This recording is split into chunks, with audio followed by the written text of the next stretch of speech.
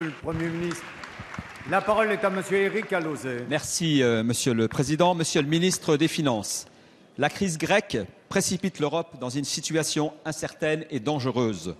Pourtant, il n'y a pas d'autre issue qu'une solution négociée avec les Grecs et avec une Grèce définitivement ancrée au sein de l'Union européenne. Aussi, il est essentiel de penser dès maintenant l'après-référendum.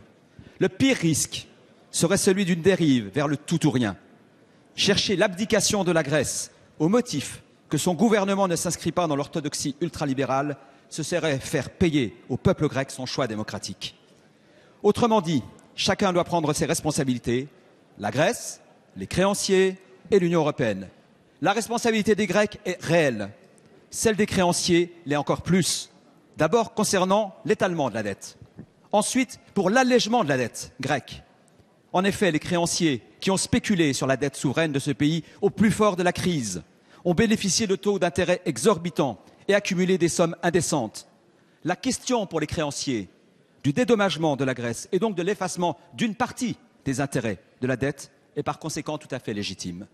Enfin, pour assurer les revenus de la Grèce, des revenus pompés par l'optimisation fiscale agressive, quand les créanciers privés la pratiquent et les créanciers publics la favorisent ou la tolèrent. Monsieur le ministre, la France et l'Union européenne sont-elles prêtes, dès avant le référendum grec, à s'engager pour accroître la participation des créanciers à l'équilibre budgétaire de la Grèce? Pourrez-vous répondre favorablement à la demande du groupe écologiste que notre Assemblée débatte de ce sujet, comme le fait le Parlement allemand? Merci.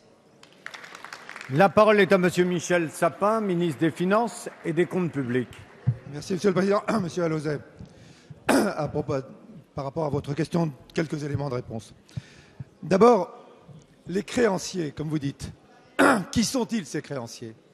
Est-ce que ce sont des spéculateurs qui auraient prêté à la Grèce pour essayer de faire les meilleurs bénéfices sur le dos des Grecs? La réponse est non, vous le savez. Aujourd'hui, la dette que la Grèce a, elle l'a vis-à-vis d'institutions publiques. Qu'il s'agisse du Fonds monétaire international, qui est une institution publique, qu'il s'agisse de la Banque centrale européenne, qui est une institution publique, ou bien entendu qu'il s'agisse de chacun de nos États. La dette grecque est une dette vis-à-vis des autres contribuables de l'Europe qui ont apporté légitimement leur solidarité pour aider la Grèce à traverser des périodes difficiles. Est-ce une raison pour ne rien faire? Non.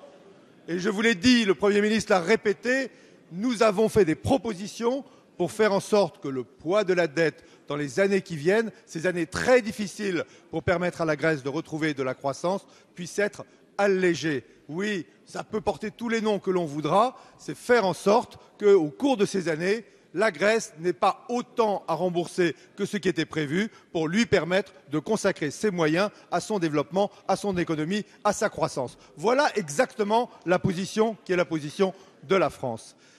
Alors à partir de là, monsieur le député, nous avons voulu le dialogue pendant la négociation, jusqu'au bout, encore aujourd'hui, encore au cours de ces heures-là, c'est le dialogue que nous voulons.